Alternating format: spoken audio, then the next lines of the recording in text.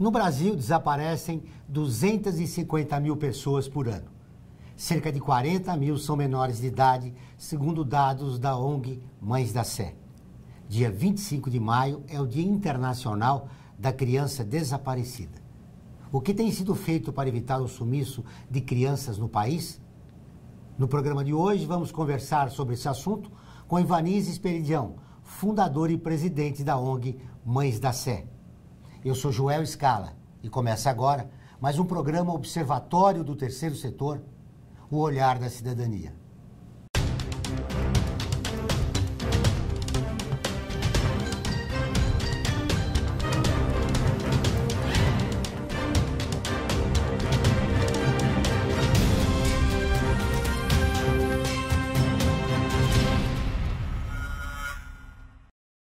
O Observatório do Terceiro Setor mostra pessoas que trabalham para a melhoria da sociedade, além de divulgar e interagir de forma comprometida com as organizações de interesse social.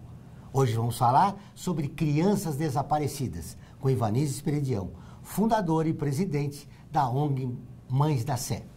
Tudo bem, Ivanise? Seja bem-vinda ao Observatório. Obrigada. Já há algum tempo. Obrigada pelo convite. Você sabe que você não me convida, você me chama. O seu convite para mim é sempre um chamado. Obrigado pela deferência. É sempre um prazer estar com você, porque nós somos parceiros já de muitos anos. É verdade, é verdade. Ivanise, por que há tanta omissão do governo em relação a crianças desaparecidas no país? Porque não há interesse pelo problema, Joel. E de uns anos para cá, a omissão é total, né? A última vez que eu estive em Brasília para falar sobre desaparecimentos foi em maio de 2014. Foi quando nós estivemos numa reunião no Ministério da Justiça, junto com os 12 delegados que iam sediar das 12 cidades que iam sediar a Copa do Mundo. Depois disso, não se falou mais no assunto, né? O site de crianças desaparecidas está totalmente desatualizado.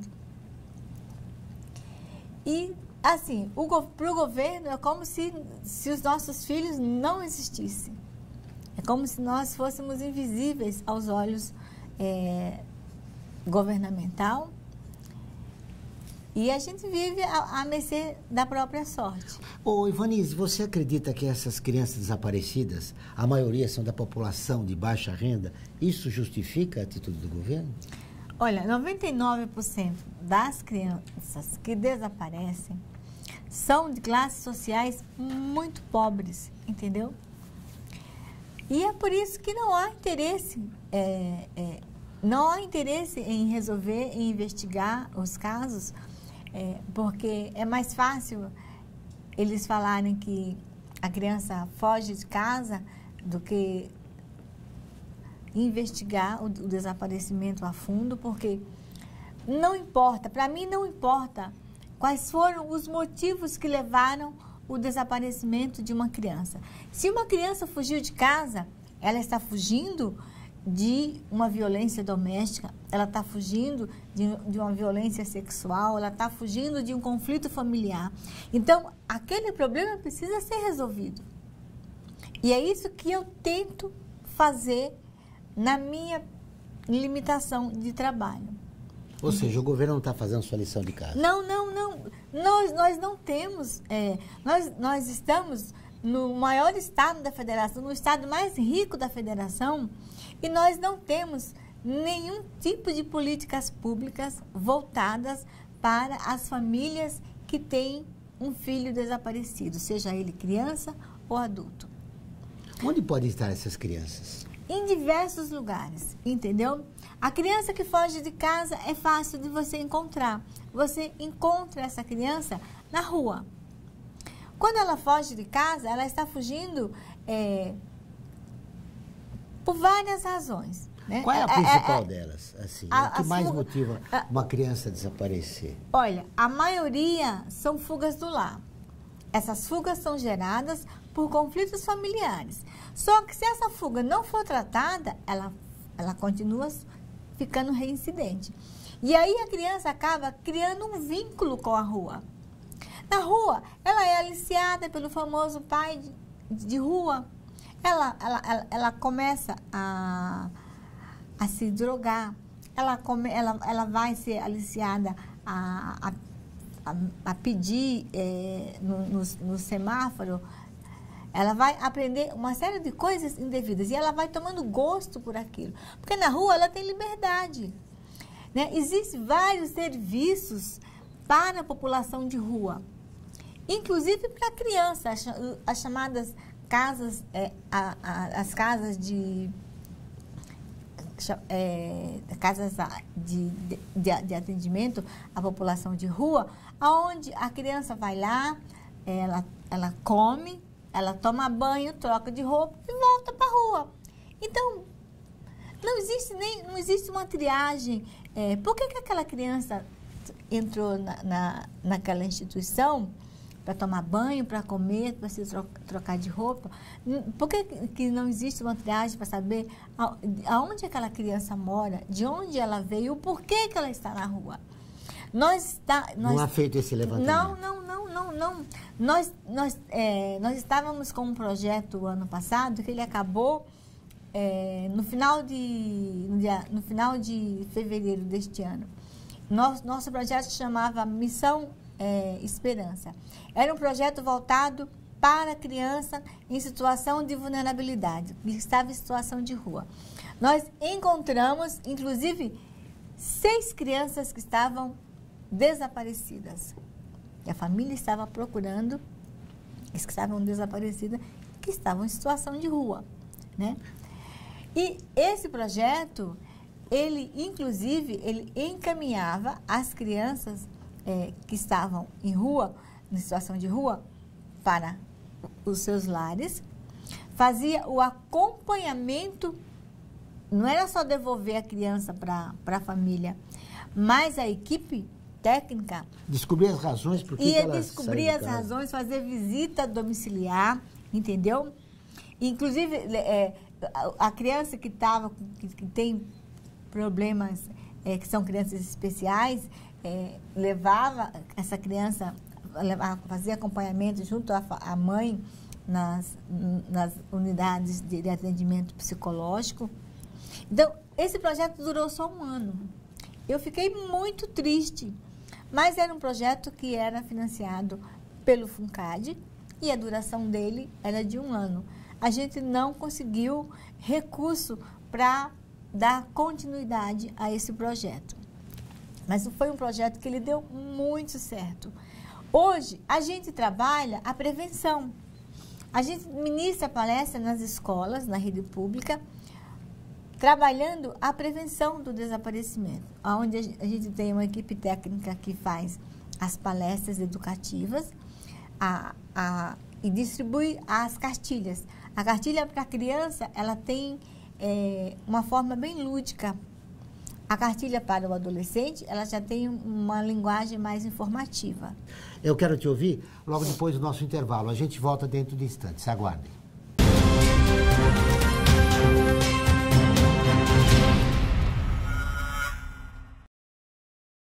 A vida nos traz muitas conquistas, mostrando que todo conhecimento e esforço compensaram em cada detalhe, cada emoção. Estudar na FIA me fez crescer profissionalmente e a conquistar um objetivo maior, que foi a felicidade de ajudar meus filhos numa carreira brilhante.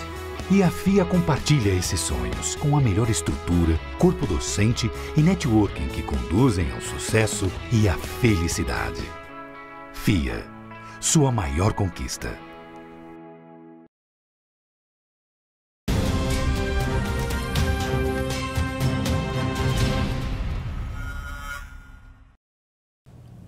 Estamos de volta com o Observatório do Terceiro Setor, o Olhar da Cidadania. Hoje com Evanise Peredião, fundador e presidente da ONG Mães da Sé. Evanise, o trabalho de prevenção que você falava no primeiro bloco, em relação às crianças e adolescentes, é sobretudo para evitar as redes de pedofilia que atuam no país. Também. E fora dele também, né? Também, porque a criança que desaparece, Joel, ela é uma criança que ela não tem nenhuma noção do perigo que ela corre. Então, qual que é o nosso papel? É passar essas informações para essa criança.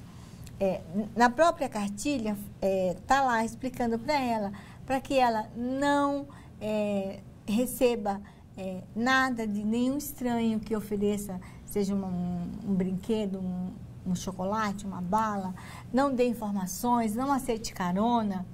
Isso é feito de uma forma bem lúdica, de uma forma assim, bem interativa, entendeu? Para que a criança, ela capte essas mensagens e que ela tenha noção do perigo que ela corre. Porque a criança que desaparece, de fato, ela é usada para fins criminosos, que é o tráfico de humano, né, para adoção ilegal, para exploração sexual, para o tráfico de órgão, né? E se a criança tem noção do perigo que ela corre, ela não desaparece. As crianças que desaparecem, de fato, elas desapareceram em circunstâncias muito parecidas. Como é a abordagem dessa criança? É na escola? São crianças que estavam brincando na porta de suas casas, indo, ouvindo da escola, sozinhas. Crianças que estavam sozinha. Então, a sensação que eu tenho é que ela já estava sendo observada há algum tempo. E que na primeira oportunidade que essas pessoas tiveram, as levaram embora. Tem um problema que é insolúvel. Você diz que são crianças da população de baixa renda, que geralmente os pais trabalham, elas ficam sozinhas em casa. A maioria delas, a mãe, 62% das crianças que desaparecem são filhos de mães solteiras. São mães que saem muito cedo para trabalhar e voltam muito tarde. E essa criança fica sozinha, né? E essa mãe, ela não tem condição de pagar alguém para olhar essas crianças. O mais velho fica responsável pelos menores. Então, ela fica numa situação de vulnerabilidade, aonde ela vai para a escola sozinha. Ela fica responsável pelos irmãos menores. Então, ela se torna alvo muito fácil. A grande maioria mora em comunidade. São crianças de classes sociais muito baixas, só que, se você observar, elas são crianças muito bonitas. São de classes sociais pobres, mas que chamam a atenção. Mas que chamam a atenção, porque são crianças de pele clara e que são muito bem afeiçoadas. Entendeu? E a criança, ela não tem maldade. Aí tem o trabalho da ONG Mães da Sé. Você falou daquele projeto do FUNCAD, que terminou, mas era uma prevenção para que essas crianças não desaparecessem e não caíssem em redes de pedofilia, por exemplo. Agora, como tem sido o trabalho de vocês? Olha, a gente continua fazendo o nosso trabalho, trabalhando a prevenção. A gente tem ainda, tem o projeto que a gente faz, as palestras, não só nas escolas, mas nos CELS, né? A gente dá palestra, às vezes, para 1.000 crianças num só dia, 1.200 crianças, quando a gente pega um CEL grande. E durante a semana, a gente fica no escritório, onde a gente tem um psicólogo, um assistente social. A mãe chega no escritório, ela passa por uma triagem. Ela passa por um atendimento junto com o psicólogo e assistente social. Porque ela chega numa situação muito fragilizada, entendeu? Quando ela bate na nossa porta, ela já passou por todo tipo de humilhação, de abandono, de constrangimento. Então, ela busca ali, em nós, o seu último fio de esperança. E esse constrangimento que você está se referindo, ela teve um mau atendimento na delegacia de polícia? Quando foi registrar o BO do desaparecimento? Quando foi registrar o boletim de ocorrência, porque nós temos uma legislação, Joel, que é a Lei de Busca Imediata, que ela foi sancionada no dia 30 de dezembro de 2005. Essa lei, se ela fosse cumprida, ela facilitaria muito o trabalho da própria polícia e diminuiria muito o tempo da busca. Só que a lei, infelizmente, não é cumprida. E por que não é cumprida? Porque nesse país não funciona, as coisas não funcionam. Entendeu? A lei, ela é assim, ela é voltada exatamente para a criança e o adolescente. Ela é uma lei bem curtinha, chama-se Lei de Busca Imediata. É a lei 12.259. Que diz o quê? Ela diz que a autoridade policial que recebe uma mãe, na delegacia, ela tem que fazer a ocorrência e começar as buscas imediatamente.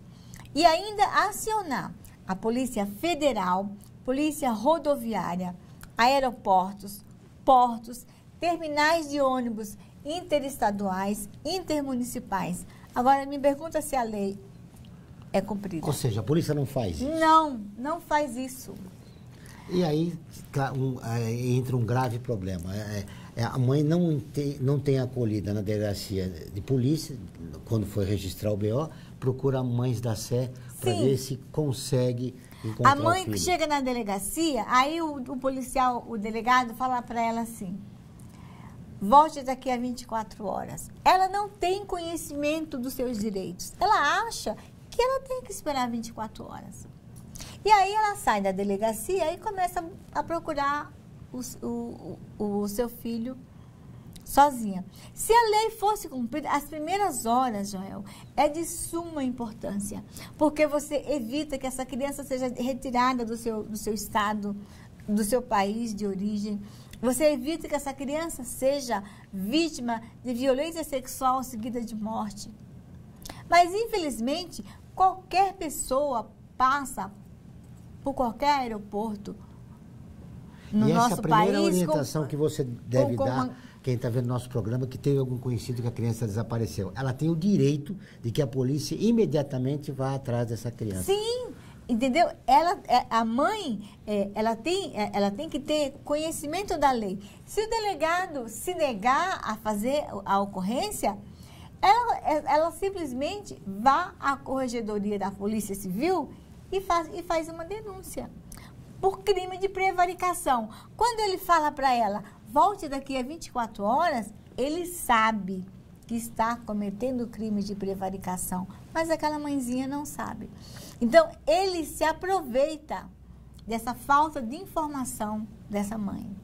Precisa haver um treinamento aos servidores públicos para melhorar o atendimento em relação às crianças desaparecidas. Olha, o Estado, o policial civil, ele não está preparado, ele não foi preparado para trabalhar com o desaparecimento, porque ele está acostumado a trabalhar com crime, né? Com a mãe de um assassino, com a mãe de um assaltante. Ou seja, está acostumado a ter um atendimento seletivo. Esse eu atendo, aquele ele não está acostumado a trabalhar com a dor, com aquela mãe que chega lá desesperada, pedindo ajuda para encontrar o seu filho. Então, ele por si só, ele já dá uma opinião, por preguiça, por falta de sensibilidade, porque não é o filho dele. Vamos continuar nossa conversa logo depois do nosso intervalo. Mas agora eu tenho um recado para você. Continua no Observatório a campanha contra a intolerância. Intolerância, eu me importo, e você? O nosso objetivo é abrir um espaço de reflexão, incentivando o respeito e o diálogo. Para participar, basta curtir e compartilhar o banner que está em nosso Facebook, Observatório do Terceiro Setor. Agora sim, vamos para um rápido intervalo e voltamos dentro de instantes.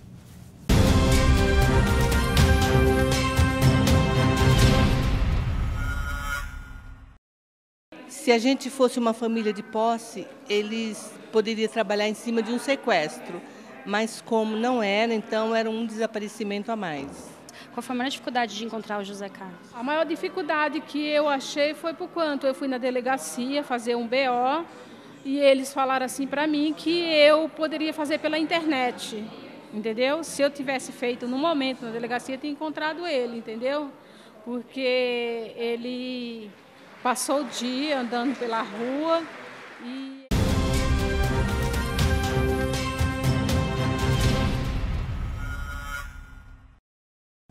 Estamos de volta com o Observatório do Terceiro Setor, o Olhar da Cidadania. Ivanise, já que o governo atualiza a foto das crianças no seu site, que estão desaparecidas há algum tempo, o Observatório, nos seus intervalos, está colocando as crianças que estão desaparecidas, infelizmente. E se você, telespectador, conhecer, você pode entrar em contato com a Mães da Sé ou com alguma autoridade. Ivanise, é importante a gente também falar um pouco do trabalho que está sendo realizado pela ONGs Mães da Sé. Vocês são um case de sucesso, vocês já descobriram mais de 4.000 crianças. Sim, a gente completou 21 anos no dia 31 de março e eu fiz um levantamento. Nesses 21 anos, a gente tem um saldo positivo de 4.532 pessoas localizadas. Né? Como é que foi como foi essa localização? Todo esse... assim, aí você fala assim, mas 21 anos, só 4.500 pessoas? É muito pouco. Para mim, esse número ele tem um significado muito grande. Todo esse resultado, ele só foi possível graças às parcerias que nós temos com você, entendeu? Porque o seu programa nos ajuda muito, divulgando o nosso trabalho, divulgando as fotos dos nossos desaparecidos. Esse é um dos objetivos do Observatório, entendeu? Do Terceiro Setor. Graças a pessoas como você. A divulgação é a nossa ferramenta de trabalho. Para você ter uma ideia de como é importante a divulgação, o ano passado, a gente encontrou um caso de um rapaz que me chamou muito a atenção através do nosso site. Esse rapaz, ele estava desaparecido há 11 anos e 4 meses. E ele é portador de necessidades especiais. E aí ele foi parar num asilo em Águas de Lindóia. E ele só lembrava o primeiro nome dele. E a assistente social perguntava para ele, como você chama? Ele dizia Elcio. Elcio do quê? Ele não lembrava. E aí ela entrou no nosso site, lá tem a opção de fazer a busca pelas características e pelo nome. Quando ela digitou o nome dele, apareceu a foto. É lógico que aquela foto era de 11 anos, mas tinha muita semelhança com ele, né? E aí ela nos ligou imediatamente. E aí nós entramos em contato com a família e avisamos a família onde ele estava. E no dia seguinte a família foi buscar o Elcio e hoje está com ele. Que bom. Entendeu? Quem desaparece mais? São meninas ou meninos? Olha, na faixa etária assim, de 0 a 8 anos é um número muito pequeno de criança que desaparece, né? De 8 a 12 anos, esse número ele já aumenta um pouquinho. Agora, na faixa etária de 13 a 18 anos, que é a faixa na adolescência, em São Paulo desaparece mais menina do que menino. Por quê? São exatamente as meninas que são levadas para a exploração sexual, para o tráfico de mulheres, entendeu?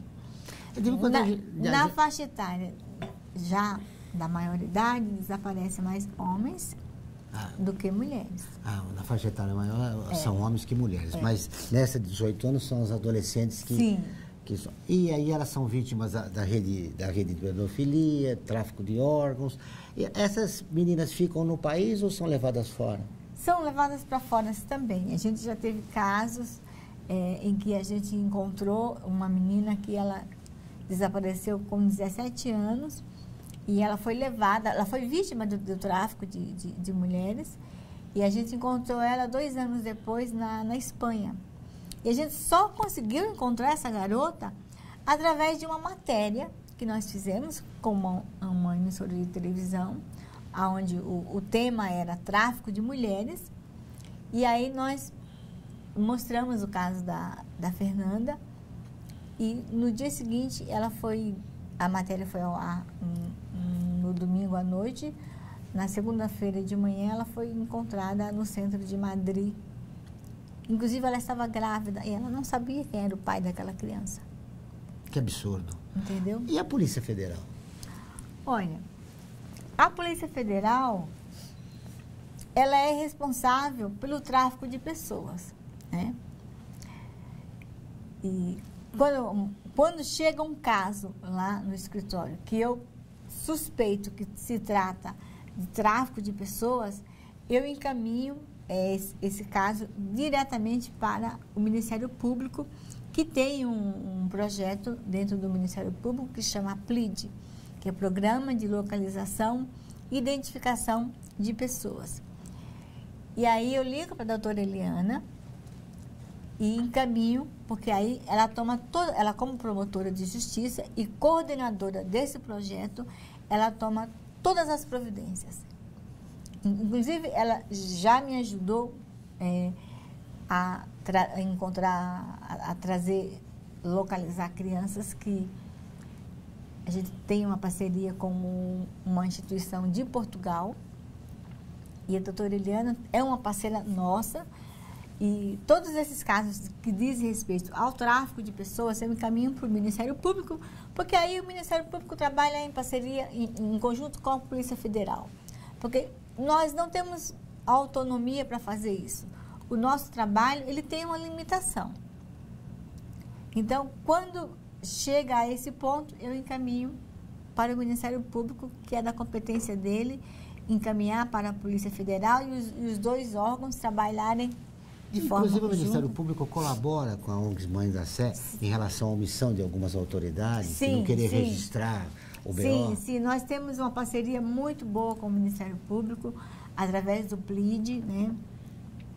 Temos uma promotora, que é a doutora Eliana Vedramini, que é a coordenadora do projeto, que é uma pessoa muito comprometida com a causa, né? E ela cobra mesmo. Ela cobra e é uma grande aliada que nós temos hoje no Ministério Público em relação à causa do desaparecimento. Ainda bem que nós temos, mas ela é uma pessoa só. Infelizmente, nós estamos no final do nosso programa e eu gostaria que rapidamente você fizesse um apelo às mães. A gente sabe que são crianças que desaparecem e adolescentes da população de baixa renda. Que conselhos você daria para essas mães que trabalham, que não estão sempre em casa devido a problemas econômicos? Que cuidados elas deveriam ter para a gente finalizar a nossa conversa de hoje? Olha, o diálogo ainda é a melhor coisa que você tem que fazer com o seu filho.